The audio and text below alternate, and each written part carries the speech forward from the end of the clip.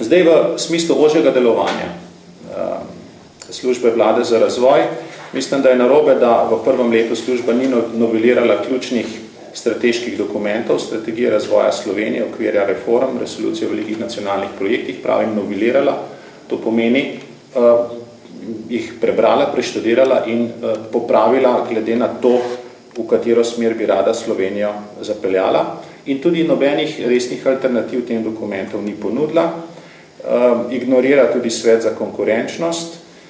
Nekako se zdi, da iz principa ne sprijema ničesar iz prejšnjega obdobja, kar je v velikem nasprotju s temi parolami o tem, da se je treba deliti na naše, da se ni treba deliti na naše in vaše. Gre za to, da ne samo ljudi, tudi projekti se delijo na naše in vaše, na prejšnje in zdajšnje, s tem, da, kot rečeno, so pripravili malo novega. Šele ob krizi v Muri so se recimo spomnili, da obstaja tudi resolucija o nacionalnih razvojnih projektih, kjer je tudi projekt gospodarskega središča oko v Pomurju in katerega izvajanje bi kazalo bistveno pospešiti. Okvir reform prejšnje vlade oziroma partnerstva za razvoj ni več veljaven dokument. Pripravljeni sta bili 2 konferenci razvojnega dialoga, iz katerih se pravzaprav nismo veliko naučili, potem pa je nastal program dolgoročnih strukturnih prilagoditev. Ampak bojim se, če bo ta program obveljal, bo Slovenija zamudila še en mandat v razvojnem smislu. Cilji tega programa, jih je nekih 4-5, eden je, da se ustvari mogočen paradržavni center za upravljanje državnega premoženja, daleč od vpliva politike, kar se sliši lepo, ampak tudi daleč od kontrole tistih, ki jih izvoli ljudstvo, in obstaja upravičen strah, da se bo vpliv države kot lastnika prenesel na nek paradržavni organ, na katerega navidez, poudarjam navidez, nihče ne bo imel vpliva. Namesto, da bi se premoženje privatiziralo in se država umikala, se pripravlja na nek vzdržen sistem državnega lastništva, ki bo lahko trajal še desetletja. Tem reforma upravljanja javnega sektorja, tukaj je kar nekaj pozitivnih predlogov, gotovo zmanjšanje državne reguliranosti vrste organov in inštitucij.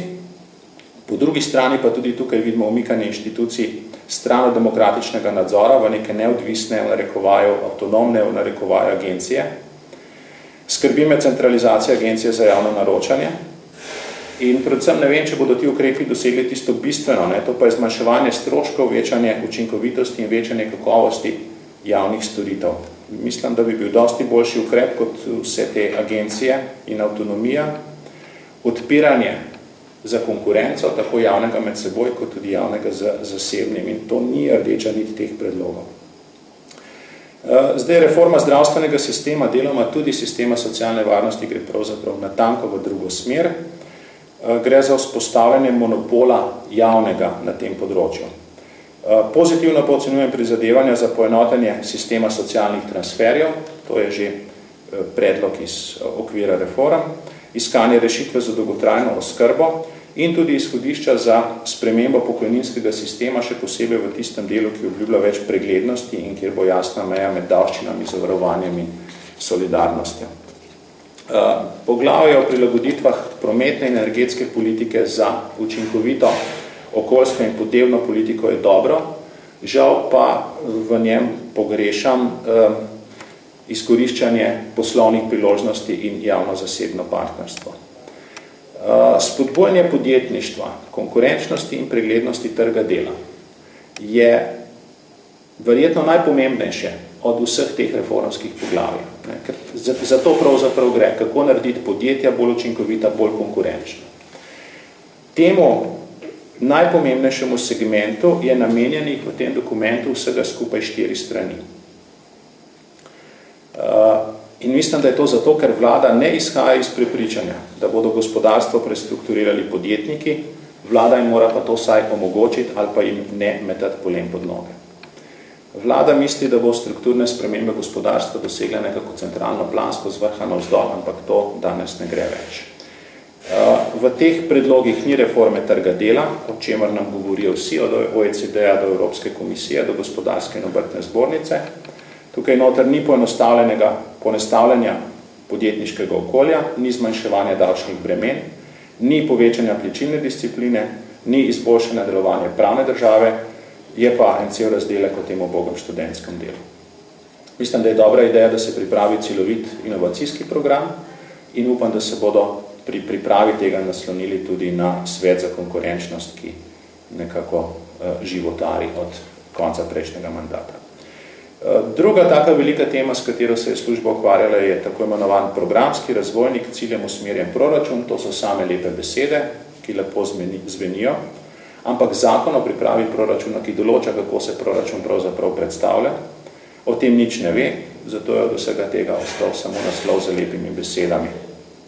Tudi sam način priprave se mi zdi, da je bil napačen.